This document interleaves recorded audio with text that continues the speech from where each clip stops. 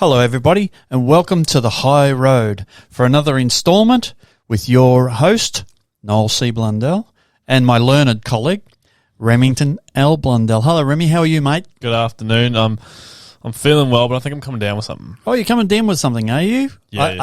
A wintertime lurgy of some sort.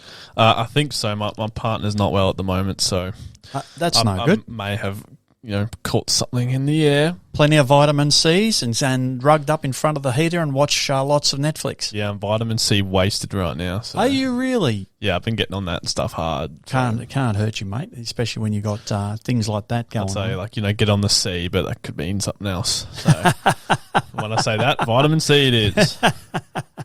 Be very clear. Yeah. Ascorbic acid, that's what it is. I've been heavy on the C, but it's vitamin C. All right. That's fantastic, mate. And we're not medical practitioners, so by no means is that a medical advice that you should take. Yeah. It's just a remedy that REM's decided to participate in to try and avert the full onset and negative consequences of the winter cold. Yeah. Anyway, never mind, moving right along. Today we're going to have a chat about something that we all suffer from, and we are not a lot of us are aware of it, and often all of us aren't aware of it, and that's cognitive bias. Cognitive bias can take on many different forms and makes up a lot of decision-making processes behind our opinions on things and how we judge things and how we make decisions to move forward. It's kind of been of a focus, really, in society lately, is a bias and unbiased training, to unbias yourself or something. Yes. I think it's nonsense, really, but bias training, and it's mentioned everywhere. It was just riddled all throughout our degree anyway. Correct. Bias training and all that stuff, but they went really hard on it, so we thought we'd have a bit of a chat about it. Interesting you bring that up, Rem, because we did speak about it quite a bit in uni, and apparently the data suggests that there is no way to measure whether you've been unbiased. How would you pronounce that, mate? Whether your bias has been reduced or changed after participating in the training. But a lot of agencies and a lot of organisations, particularly big ones, are adopting bias training. Yeah. But there's even the people who developed the measurement tool, and I don't have their name with me at the moment, who developed that measuring tool to train people in relation to their bias and to eliminate their negative bias, have come out and stated that their measuring tool is flawed and that they can't guarantee that it would actually have the desired effect that people were looking for. So that's interesting, isn't it? So it'll have a poor reliability score. Yes, and that's correct. Terrible internal consistency. Yes. Valid but not reliable. That's reliable correct. but not valid. That's correct, and it neither, is it? Would have questionable generalizability. Yeah. Meaning that does it apply across the population as it was supposed to? Yeah. As part of the data collection and the statistical analysis was trying to ascertain whether it applied across the population. Anyway, enough statistics for now. I've just got something here to talk about cognitive biases, and it says, at a glance, attention is limited resource. This means we can't possibly evaluate every possible detail and event when forming thoughts and opinions. Because of this, we often rely on mental shortcuts that speed up our ability to make judgments, but this can sometimes lead to bias. There are many types of bias, including confirmation bias, of which we're going to talk about, cognitive bias we're going to talk about today. Confirmation bias is another thing, but they are closely related. Yes. And we're going to talk, hindsight bias is another form of bias, anchoring bias, just to name a few, that can influence our beliefs and actions that we take on a daily basis. But the interesting one, as I said, is cognitive bias. You got a definition there, mate? I will in 1 second. Cognitive bias, here we go, is a systematic pattern of deviation from norm or rationality in judgment, Individuals create their own subjective reality from their perception of the input. An individual's construction of reality, not the objective input, may indicate their behavior in the world. Thus, cognitive biases may sometimes lead to perceptual distortion, inaccurate judgment, illogical interpretation, and irrationality. I'm struggling to pronounce that word. It's one of them days, so yeah, it is. I'm not feeling too well. That's all right. That's okay. Irrationality. That's it. I got it. So now that's a pretty big definition in relation to what we're speaking about. But fundamentally, can we break that down into its simpler form? Cognitive biases are biases that you hold because you led to believe you already have the information, and the information that's being presented to you conflicts with that information. So you call it out as either not true, rubbish, whatever it is, and you shut it down pretty well immediately. Would that sum it up pretty quickly? Yeah, definitely. Like someone says to you, something like, I don't know, what, mate? Carlton and Collingwood are playing this weekend, and Collingwood's going to thrash Carlton, right? Yeah. Instantly. No, they're not. Yep. That's rubbish, right? That'd be a cognitive bias. Yeah. Would it not? Yeah. Oh, definitely. Well, when we encounter informational situations that challenge our biases, we always feel discomfort, resistance, and even fear sometimes, I think. Yeah, yeah. They would be some of the emotions that you would feel. Fear, because you don't want to be shamed. You've stood on this information. You've brought up your whole life, often your whole being is centered around some of these decision-making processes, and that's being questioned. That's probably what speeds up the process of thinking that and bringing out the cognitive bias, the bias. Yeah? Well, I think it's even more, I'd say impressive almost, that information is probably one of the main, information stimuli that would challenge your biases. Yeah, absolutely. I think the discomfort arises, because our existing beliefs are being confronted. Yes. And our biases are being exposed. But this is what's impressive. I think it's impressive that people can do this, and also astounding that it doesn't just have to be like information in terms of wisdom. It can be physical information that's in front of their face. Yes. And it challenges them so much that they reject it. Yep, that's correct. It's in a physical reality. Yep. Not information, just physical, and people get so discomfort and resist to it so much, even though it's correct. There is legitimate. That's correct. There is stories about that.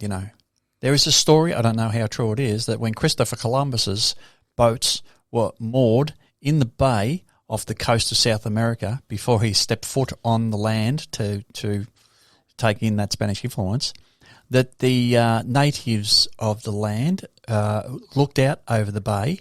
And because they'd never seen a ship before and it didn't fit into their cognitive processing, they couldn't see them. They thought they were just mirages and reflections on the water. So they didn't actually see them. Now, whether that's true or not, but it sounds plausible. What do you think? Yeah, well, that's an old story that's been around for a long time. Well, that's the resistance that's arising from the biases and beliefs that's being confronted, which is just normal. I think it's a pretty difficult thing for people to grab hold of, because there is a role that anxiety plays in that.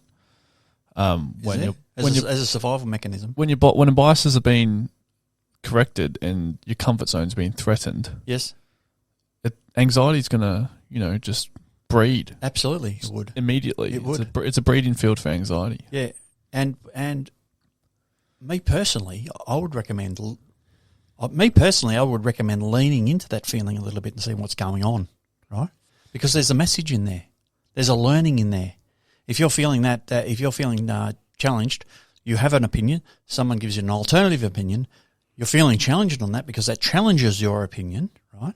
And then you start to feel a bit of anxiety or something stirring inside of you that's not really comfortable with that. I would recommend, instead of running away from that sensation, to lean into that sensation as much as you can and maybe get a bit more information, because something's going on there. There's something not right. There's some information or situation that's not fitting your schema and your mindset and your who you are and where you come from. There's only two options there. One is the information you're receiving is wrong. Two, is there's something there you need to learn. And they're not really an option because you'll learn either way. Yeah. Well, that's actually really interesting you mentioned that, because it can almost be related to the light at the end of the tunnel type of thing. You're being confronted. Your cognitive bias is being confronted with new information. Yep. Whatever that may be. And that's all normal. And then you're mentioning to lean into that feeling of anxiousness. Yeah, I recommend you do. Yeah, so that could be... Gently and carefully. Yeah, it could be looked at from the light at the end of the tunnel. Yep. Because you learn Yes. from leaning into that more so than leaning out of it. Yes. And what I think people forget when they don't lean into it is that it's darkness. It's pretty much dark. It's the unknown. It's pretty much darkness. Correct. The more you look into the abyss of darkness, the more the abyss of darkness looks at you. Yes, they say so. They say that is the case. But there is, again, back to your metaphor of there's light at the end of the tunnel. Well, that's what I was going to say. There's light at the end of that darkness. Yes, I agree. So you stare into it long enough, you'll find the light. Yes, and then the darkness will be forced out with the light, and it's not challenging anymore or confronting. Correct, and that's a lot of work around working with your shadow. I know there's a number of practitioners out there who recommend that your shadow is things that are deep inside of you that you are holding within and not looking at, and your cognitive bias might have a mechanism to actually bring those things that you've been hiding out. They may, I know, is it the Zen master, I forget his name, Yoshi I think his name was, and a very interesting fellow. He did a series on YouTube of 10 small grabs of how to deal and integrate your shadow. Carl Jung spoke about your shadow, your personality shadow as well. And so your metaphor in relation to dark and light fits that scenario really well. When you have, how do you identify your shadow? If I can speak quickly for those who don't fully understand what we're referring to, is it's been recommended to me, if you come up in front of somebody in the street or somewhere and you talk to them in some way, shape or form, and there's something about that person that you don't like, there's something, I don't know, somehow deep down they just give you the shits for some reason or another. You can't put your finger on it really, but you're not comfortable. And I'm not saying in a bad way, I'm just saying there's something about this person just gives you shits. They're not threatening, they're not doing anything. Everything's normal. You're just getting this feeling, right? That's your shadow starting to act out. And most times you're recognizing a behavior in that other person that you withhold and shut down within yourself. Yeah. If you look at those emotions, and anxiety might be an emotion and a very good cue for you to have a look at that emotion, there is great learning there, because then you get to understand that in yourself. You may be able to do something about that, and then you'll be a more well integrated being. You'll have a better understanding of yourself. And they say if you hold too much darkness in and hold it down too far, it can manifest into your physical world in negative ways. Through example, addiction. If your darkness that you hold within is a trauma and you haven't looked at it, that trauma could be underpinning and driving your addiction or addictions. Because often we have more than one. Often we have more than one addiction. And I love talking about the shadow. We've mentioned it a few times, but I think that the more we talk about it, the more I want people to realise it's where most of your growth comes from. Yeah, was that Zen Master Yoshi I was talking about? I'm not too sure, but I got a question for you. Yes. Yep. Do you think that cognitive biases are kind of built on your own hierarchy of values?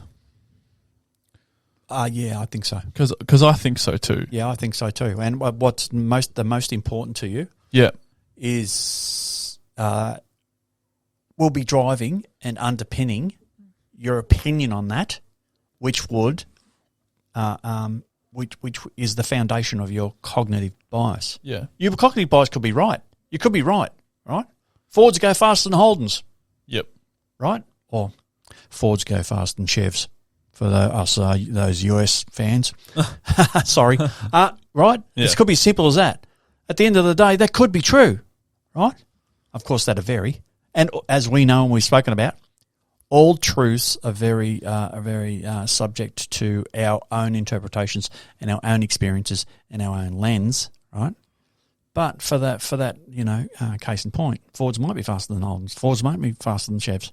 Right? Yeah, I was just thinking that if you understand people's values, then you could understand the cognitive bias, which then you could almost predict their decision-making processes. In a way. Yeah, in a way, but we're very complex, and they say what's the information's coming up. Cognitive bias is a very human way of dealing with the complexities of the world. Not on a huge scale. Like if you have a cognitive bias about your family, I don't know what your career is going to be, if that makes sense. But if something happens in your family, your cognitive bias is towards your family because your value is your family. Your family's your value. That's what I mean. So, you reckon it's you can predict things, behaviours from it? Oh, of course. Like, say if in a situation, you got a family member that's, I don't know, getting beaten up. Yep. There's a punch on. You could certainly estimate the response. Absolutely. Yeah, that's what I mean. Absolutely. Yeah, absolutely. Yeah. And in relation to that fellow we were talking about who did the series on identifying your shadow, his name is Doshin, Doshin, Nelson Roshi, Roshi. He's very entertaining. He's an American Zen master, and he explores and opens up the shadow extensively. Worth a look. Worth a look. And of course, I think his fundamental foundation of where he establishes his opinion on the shadow stems from work of Carl Jung. Okay, wow. Yeah, it's pretty good. Anyway, did you know that cognitive bias comes in two types? In psychology, they're known as branches of cognitive bias. One is conscious bias, explicit bias. That's intentional, that you're aware of that bias. Yep. I know that. I know Fords are faster than Chevs, right? That's your explicit bias. And alternatively, unconscious bias, which is implicit bias, right? Which can have negative consequences. Explicit bias, that's the consciousness, helps you make good decisions around health, diet, things along those lines. You know, if fruit and vegetables are healthy for you and you prefer to eat them, well, that's your cognitive bias. Yep. It's amazing, right? So it does have positives. But negatively, it can have negative consequences can be you fall subject to stereotyping people and stereotyping situations, labeling people, investing in stigma. Often you're unaware of these negative attitudes, and they can manifest into negative behaviours. Often we don't think they exist, and they can actually manifest into unintentional discrimination. Oh, that's where in universities that's what they focus on, is biases to avoid discrimination in the workplace. Yes, they do, and we have got legislation currently up and running here in Australia that cater to anti-discrimination. There's an anti-racial act, there's an anti-discrimination act, there's a number of acts around that, around discrimination specifically, isn't there? Yes. It's rather well covered in legislation, which is probably a podcast on its own, really. Yeah. The fours and twos and fros in relation to that, and how that is manifesting in our society, so we can actually see it and at the forefront of it's in our face all the time, really, particularly around a campus, wasn't it? Yeah. And I've had a lot to say about that because I feel that some of it is negative and very discriminatory against a group of people in our society. Yeah. And that group of people I'm specifically referring to is a bigger group and the group is so big that we can't see it. Yeah. It's like we can't see the forest for the trees situation. Yeah. You know what I'm speaking about, don't you? Yeah. Young men. Yeah. Right? So that's a bit of a area that I've spoken to before, and I'm sure I'll speak to again. But, it's probably a podcast on its own. Yeah. Yeah? Anyway, I'd like to speak a moment about social media. There's data out there that's suggesting that social media is playing into cognitive biases and reinforcing it, because we tend to read information that supports our own beliefs. So we tend to follow veins and threads that don't support what we already think. And we fail to seek out information that challenges our beliefs. Very few people will go out of their way, right, to actually have a bit of a look at what they don't agree with. They'll just shut it down. I'm not even going to go there, right? Some people because don't. I already know. Well, do you think that's also because people don't have time or know how to deal with that confronting discomfort? I think it's firstly, you're right. I think it's about confronting that discomfort. They want to get rid of that discomfort immediately. Comfort zones, right? They want to get rid of that immediately. I think that predominantly, but we don't ever we very rarely make an effort to go and pursue information on things that have been brought to you that grate against your cognitive bias. Yeah, people don't invite that at all. I think it's very wise that we do. And in the information age where we have the entire history of mankind ever written, right, at our fingertips. We can get into the computer and all the written history of mankind is there. Yeah. Right? And we don't. That's pretty amazing, don't you think? Yep. I have found myself applying cognitive bias to things instantly. I don't believe that. That's garbage. That's rubbish. Yeah. Right? Everyone does that. Yes. I do that. You do that. Yep. Yeah. And I've found that go and have a look at what I disagree with, just to make sure that my opinion was, I'm comfortable with my opinion. I'm comfortable with it, right? Because things change all the time. We might take on a belief that we've picked up off our parents. It's not really your belief, right? But that's it. I'm never going to eat broccoli. Why? My dad hated it, my grandfather hated it, and my uncles and aunties hated it, right? But that might be a poor metaphor example, but you might love broccoli. You just never know. Yeah. Right? And so unless you go and have a go at it, you're not going to know. You're just taking on someone else's belief. Now, that's a poor example, but that could apply across a number of areas, and we'd never question it. And you have a cognitive bias about it. I hate broccoli. But I find, and fair viewers out there, and listeners out there, I don't hate broccoli. I rather like it, actually, particularly a little squeeze of lemon juice. Anyway, but that's just for an example, we need to question those beliefs. I think it's healthy to continuously go over our beliefs and have a look at them and scratch the surface just a little bit further than necessary than the average person would. Yeah, instead of seeking comfort, embrace the discomfort. Yes, correct. And have a look into that because you'll be more integrated and a better rounded person if you do. Because I have done that on some very contentious issues in our community. I thought to myself, I might be missing something here, right? I feel very strongly about someone suggesting something in relation to what's going on and quite highly controversial. And I thought, you know what? Realistically, I should have a look at that before I can speak with conviction, or I just might be making a bit of a mug of myself, So I went out there and had a look at it, and lo and behold, it reinforced my original position on it. Really strongly, right? And on the same token, I've done that in the reverse as well. I better have a look at this again, right? I could be wrong. And lo and behold, I changed my mind. Everyone else was right. So it's a bit of a left and right yin and yang thing. Yep. But I think it would be worthwhile to continue doing that, right? Going over that, going back over old ground, You think you know what's going on. Have a look at it. Something could have changed, right? And then you'll grow. You'll grow as a person. You'll grow your knowledge base. Your inner growth will expand. Yeah. That's what I'm on about anyway.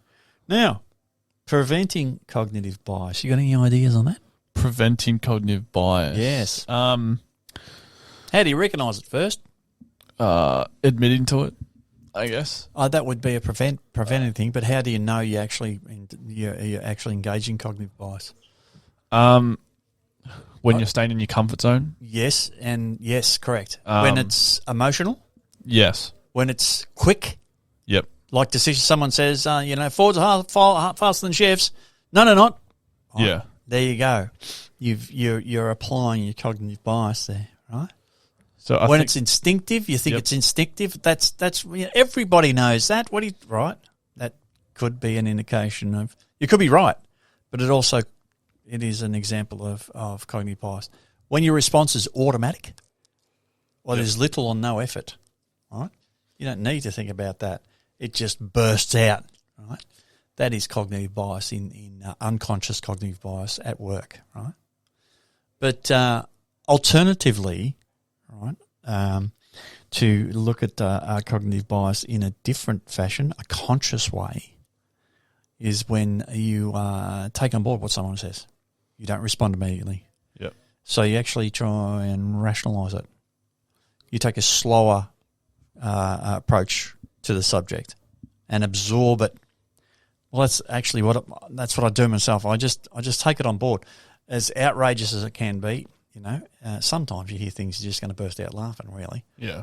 That's the basis of humour, I suppose. The basis of comedy, because it's ridiculous. But when we're really contemplating something complex and serious, I take a slower approach. Complex decision-making processes, so you got to actually think through things, what's going on. This is conscious cognitive bias. Yeah. And you try and look at it from a logical perspective and put a bit of effort into it. Take your time to think. Slow down. Slow the decision-making process down. This is preventing cognitive bias. Yeah. Reason as to where the information has come from. And I always like to look at how did the information come about, where the information come from, why is it there, why is the information there, and when. It's pretty simple: how, where, why, and when. Look at it that way. Always advocate, put yourself in someone else's shoes, because it may be their reality. Our conscious bias could jump out immediately, right? Not give any consideration to that person's life or lens, or how they view the world, or what their circumstances are, and what they are stating that is grating against your cognitive ability, or your cognitive bias, right? May be their reality, right? It's a bit weird when you put it like preventing cognitive bias, because you can never really prevent cognitive bias. You can only really build it, if that makes sense. Build your cognitive bias? Yeah, like say for example, if I had a cognitive bias about something, yep, and then I questioned that cognitive bias and then got other information on something that I never even thought of before, yep, then I've just changed my cognitive bias. I've prevented it. That's right. I've just built my cognitive bias. Correct. And you're more integrated then, because now you can speak with conviction on that subject from another different positions. Yeah, it's just weird to think about that. You're not preventing it, you're just building it. Yes. More. Yes. Does that make sense? You're integrating you as a person, right? And where you fit into the scheme of things, right? In our complex world, and our world is very complex. Yeah. There's another way around preventing it, and it's called metacognition. Metacognition is around the thinking about the thinking. Do you ever think about what you're thinking, or how you're thinking it, or how it's come back, how it's come about? Yeah, all the time. Yeah? Yep. So what do you do about that? Where I often think about what's going on in my mind, and there's a lot going on in my head, believe you me. but how that come about and why they come about, and thinking about the process of thinking. Actually, I've spoken about Eckhart Tolle and his book, The Power of Now, before. Just recently, actually. And he was speaking about our mind is a tool, it's not us. Yep. And that we realistically should use the mind as such, like a tool. You need to do something or perform a function. So you go to the toolbox, select the tool you need, go and make the changes you need to make with that tool, return the tool to the toolbox, put it in the toolbox, show it, and don't think about it again. He has recommended that we utilise our mind and our thoughts like that as well. Yeah. And any thoughts that are putting our words into your mind indiscriminately is a mind that is unsupervised. And a mind that is unsupervised can be very, very taxing. Yep. Yeah, we only just spoke about that last week, didn't we? Well, it's so important. I just can't believe or emphasise the importance of supervising your thinking, right? Because your thinking also manifests in self-talk. And if you can start down a negative road of self-talk, you can really get stuck into yourself, and it really, you start to diminish your self-esteem. You can start to develop depression, anxiety. You start going down that self-hate road, that self-hate talk, right? Then that demotivates you. Then you're not achieving any goals. So there's, your dopamine diminishes, that reward drug in the brain that's released when you achieve something. You don't set goals. You don't pursue anything. You don't strive to better your situation. Can really go down a negative, dark road. So I always advocate positive self-talk. Yep. And that is reinforced with positive vocabulary as well, because what you think, you speak. We are human beings, are gifted with the ability the ability of speech and conveying and communicating messages and learning between each other. That can be positive or negative as well. Yep. Right. So if our internal dialogue and our thought processes are negative, it will manifest in your language. If you're manifesting negativity in your language, you're reinforcing the negativity in your mind. Yep. See how the spiral goes? But conversely, if you can change that negative talk and give your mind an internal chatter a good dressing down and tell it to stop thinking along those lines, to think positively, you can reverse that into a positive feedback loop where you start to think positive things, right, in a supervised manner, because you have to work to think positively. So you're supervising your thoughts. They are positive. You tend to articulate positive thoughts, which reinforces your positive thoughts, which will manifest in your environment positively. It's worked. It does work, and it's been proven. Yep. Right? I know that was a bit of a long rant on internal dialogue, but so many people struggle with it, Remy. The internal dialogue, it's chattering all the time and constantly, and it's unsupervised. You need to start talking to that voice in your head, that little dialogue constantly running in your head. You all know the one that's telling you're a fake, the one that's telling you that you'll never achieve whatever, you won't cook that cake, or you won't be able to walk 10Ks. That little dialogue that you won't be able to ride a push bike, or that dialogue. Yeah. Right, that one. You just need to tell it to shut up, and supervise it like it's a child and you're the adult. Yeah. And the adult makes the decisions here.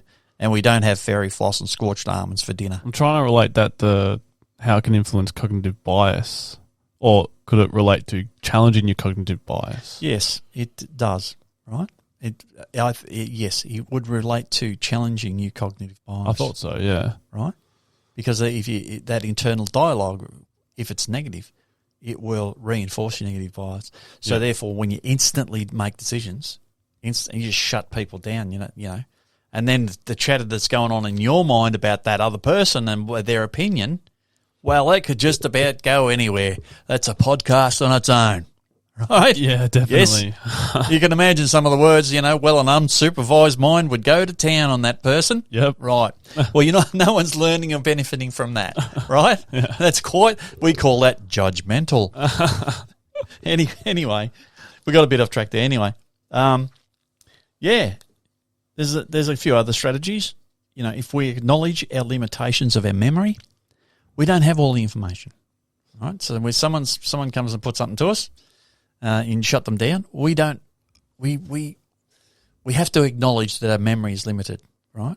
As we know, there's a couple of processes to memory. You got short-term memory, long-term memory. Something has to be reinforced to your long-term memory, short-term memory before it can be integrated into your long-term memory. Then it stays in there. It only stays in there for as long as the time that you get it out again. So it's a limited perspective. Yes, very limited perspective. Yeah. And we don't have all the information. And we also haven't walked a mile in that other person's shoes. Yeah, well, that's like a thing in the comfort zone bias. Yes. And influencing decision making is limited. Comfort zones. Let's talk about, you got something there on comfort zones, have you? Because that plays into cognitive bias a lot, because none of us likes to be jolted out of our comfort zones. Yeah, and I was mentioning before that that discomfort that comes from challenging your cognitive bias is very important when it comes to comfort zones, because the comfort zone, or leaving one's comfort zone, became popular around the 1990s. The comfort zone is a behavioural state within which a person operates in an anxiety-neutral condition, using a limited set of behaviours to deliver a steady level of performance, usually without a sense of risk. Now, I was just saying before, being confronted with cognitive bias can bring along anxiety. There you go. Into your And life. that just reinforced it, didn't it? It kind of neutralises all that. Yep, that's correct. Yeah, and there's heaps of reasons, why comfort zones exist, and where did our comfort zone biases come from? And one of the main reasons, I think, is evolutionary basis. Historically, our ancestors needed to be cautious and stick to familiar environments to survive. Survival skill. Yep. So it's underpinned again. So much stuff goes back to survival skills. Yeah, like staying within a known territory with predictable resources and dangers increase the chances of survival. Yep. So we have like an evolutionary type of behavioural pattern when it comes to this stuff. Yeah, survival of the species. Yeah, and we favour familiar situations because we know what's going to happen. It's consistent. We can survive. Yes, and we all like to be comfortable. Yeah, and, as I said before, the fear of the unknown, uncertainty can be anxiety-provoking. Yep. Is exactly what I just said. As it is difficult to predict outcomes or potential consequences, that can freak someone out. Yep. So that's another one. Fear of failure. Venturing outside the comfort zone comes with a risk of making mistakes and facing setbacks or experiencing failure. So comfort zone bias protects individuals from these negative emotions by encouraging them to stick to familiar situations. I'm trying to rack up some more ideas. Cognitive ease. It's easy. Yes, to stay here. Yes, it is. And we all, particularly men, like it to be easy. Yeah, right. We are fairly lazy. Yes, absolutely. Well, that's the comfort zone. Yeah. Yeah, it's amazing, isn't it? And there is sort of an overlap between the two, isn't there? Yeah, and engaging in familiar tasks or situations, whatever the case may be, requires way less cognitive effort than trying to venture out and navigating new experiences. So, it's also our brains have a natural inclination to minimize cognitive load. Yes. So, yep. Well, it's effort, really, isn't it? Yeah, it all comes down to effort. And really? I think this one kind of goes unspoken about as well, but social conformity. People often gravitate towards behaviours and beliefs that align with their social group, which stems from social media. Oh. So, challenging the status quo or pursuing unfamiliar experiences may result in social discomfort or conflict, which could even have an impact on your social life, your friend groups, your peers, your neighbours, whatever it may be. So social conformity plays a huge role in your comfort zone and navigating new experiences. Yes, and would you think that as a society and our affluence increases, and of course we're a very protected society, that would increase the sensation of a comfort zone, which makes us settle back into that state of being more? Yep. And do you think that'll reinforce cognitive bias? Definitely. Do you think would that maybe underpinning the polarization we see on social media? Yeah. And the fighting and disagreements. Could that be underpinning that stuff? Yeah, definitely. Yeah? Yeah. Interesting stuff, isn't it? Yeah, I was just thinking about that. Like, I think a lot of us kind of act in a way to impress other people and not actually live into our own expectations. Because I think that's a huge thing that people do. Because it's comfortable. It's comfortable. Yep. To do that. You're not dealing with the anxiety of challenging yourself and challenging your cognitive bias, but you're also not dealing with the social anxiety of doing something different. And throw into that mix, yearn to be accepted. We're social beings, and we have this insatiable yearn to be accepted, and at all costs too. But it influences your decision making on such a large scale. Like, your resistance to change comes down to your comfort zone. Yes, you don't want it to change. It prevents you from embracing new technologies, processes, or strategies. Yep. Risk aversion. People that are influenced by their comfort zones or have a comfort zone bias are more likely to avoid risks. And we've spoken about risks. Wow, there you go. And that you're not really going to accumulate any ongoing inner growth without risk. Yep. There is a risk to everything. Yeah, and in a society that's obsessed with safety, there's not much risk to go around. Well, yes. There's a lot of social risk. Oh, yes, there is. And that seems to be the one with the least consequences associated to it. Isn't that amazing? Yeah. Well, I mean, your name, right, all right. Yeah. Your name, your name, depending on the really, it's rumour and innuendo. There's a gender difference there. Right? Between social consequence, yeah. A gender difference? Yes. You reckon? I think there's heaps of social consequences or social risks on both sides. Right. I'm just saying behaviour in society can go without a risk of a consequence for one gender than the other. Okay. Depending on what that is. Yes, depending on what it is. Okay, so that's where we got that bit of a divide. Yes. Okay, yeah. And the research has shown that. Yes. Okay, so. Yep. But do you think there's for the social risk, let's use for an example social media, right? And you come out of your comfort zone, you said something, and you start to get vilified, which we see so much on social media, right? Because we are a society that is polarized on every issue. Right, there's an extreme left and extreme right. Right. Well, sorry for using that metaphor. There's people on one side and people on the other. Yeah. Right, and they won't see eye to eye, and they can get very vicious with each other. But what's the real consequence? There's no physical consequences there. No, it's all abstract, really, and people fear that quite a bit. Yep. Right. Would that be a consequence of limited risk in our environment? Yes, visually.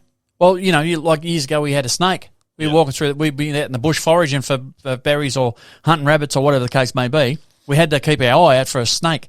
That was a very real risk, and one of man's very few predators. Yeah. Right. So we had to keep our eye out because that was a real risk. You come across a snake, rattler, or a death adder or something like that. Yeah. Right. That's like serious risk. Right. So we had to deal with that, keep out of the way, kill it, whatever the case may be, right? Those risks are gone. Yep. Right? So the risks, and we're a very protected society. So our risk has come right down, right? Our road systems are very heavily monitored. Our railway stations heavily monitored. Anything we get installed in our house is heavily monitored and regulated, right? So risk is minimised in our society today, yeah? Yeah. Do you think the reduction of those physical risks, right, has amplified the abstract risks to social belonging? Oh, yeah. Yeah? Is that a consequence, you reckon? Potentially, yeah. So that's now people I need to feel... think about that a whole lot. Yeah, well, that's more. right. This is where it's an interesting conversation. So that's why people are concerned about being vilified on social media, because that's perceived as a very real consequential risk. Yeah. But it's not really. It's not going to hurt you. No, it won't. Sticks and stones may break my bones, but words will never harm me. Yeah. Right? Is that how that went? Yeah, that's exactly. How Anyway, look, that's what you tell your kids, but it's very relevant, isn't there's it? another podcast. Look, sorry about that, folks. Having a bit of a rant, but that was really interesting because it's interesting to see how we can unfold how our complex world works and how we apply cognitive bias to it. I think one of the most important things we can do is identify and accept that we have biases, right? And take on the world and conversation and your interaction in society from that perspective, right? I have bias. I had a conversation just the other day where I had to speak to somebody, and I explained to them quite clearly, because of my position in this discussion, I have to disclose my bias, right? Yep. And that brought that to the forefront. So it brought it to the forefront for me, and it brought to the forefront for the person who I was talking to around this contentious area. So it was in the forefront of mind when I started to talk, right? So I actually made my bias conscious. Then I could work with it then and understand that and see where it come out and accept and admit to that. And it was part of the conversation that my bias was interwoven in that. And I thought that was a really good a strategy to actually keep your bias in the forefront of your mind. And the other person accepted that like warmly and was like, he said to me, I'm glad you did that. I'm glad you've brought that up, and I totally respect that.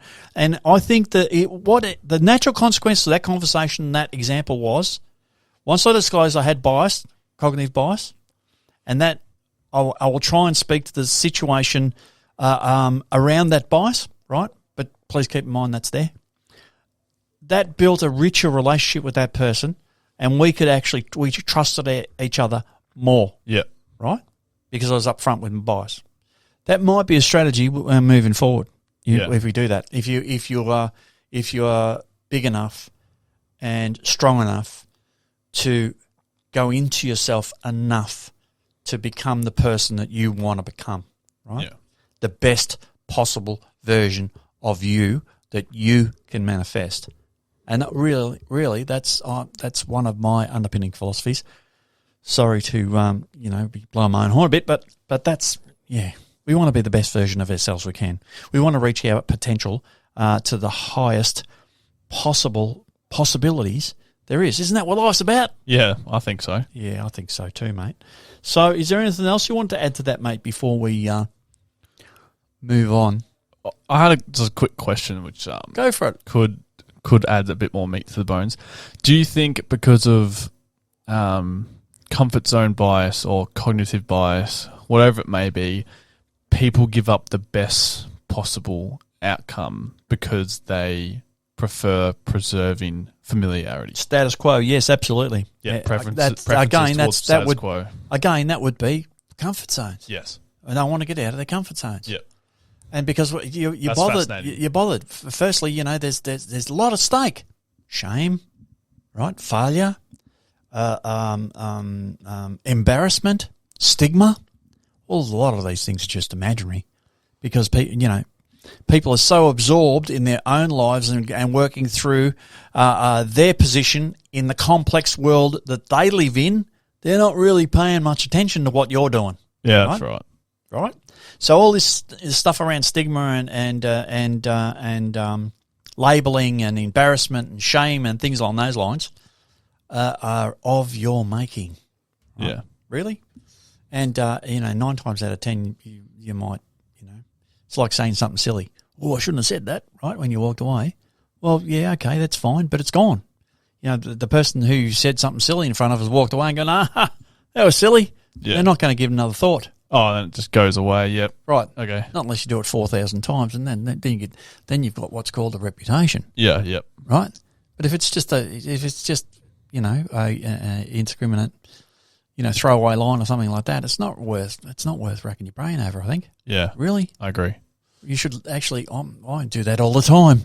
I find it quite funny. Engage mouth before brain. I find my behaviour some of the funniest stuff I've ever witnessed. Actually, and the ability to laugh at yourself is good, I think. Anyway, remember that time we were down in Berwick and I fell over. Yeah. and lay it on the ground and laugh for a bit. Yeah. You ever seen anyone do that? Yeah. Laugh, ha, ha, ha. That was me, fella. I've still got the hole in my jeans. Anyway, you know, you got to laugh at yourself, really. Yeah. Because it's, you know, life, you got to take, if you didn't laugh at life, you'd be crying all the time. Pretty much. Hey, what do you think? And don't worry, there's a lot in life to cry over. Eventually. There's a lot in life to smile over too. Don't you Yeah. worry about that. For every yin, there's a yang. Yep. Thank you very, very much for being with us. I know it was a bit of a rant, a bit of a rave, but we hope you found that entertaining. Yeah? Yeah, definitely. Thank you for listening. And Yes. thank you for the discussion, Dad. No, thank you, mate. And it's always good to have discussions.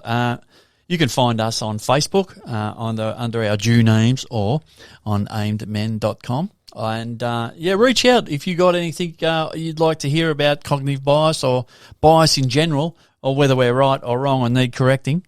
But, reach out. Let us know. We're happy to look at your questions and what cognitive biases we need to change. That's right. Give it some thought. We all have it. Yeah, we all have it. Don't you worry about that. But thank you very much. And we look forward to speaking to you again very, very soon. Take care. Bye-bye. Ta-da.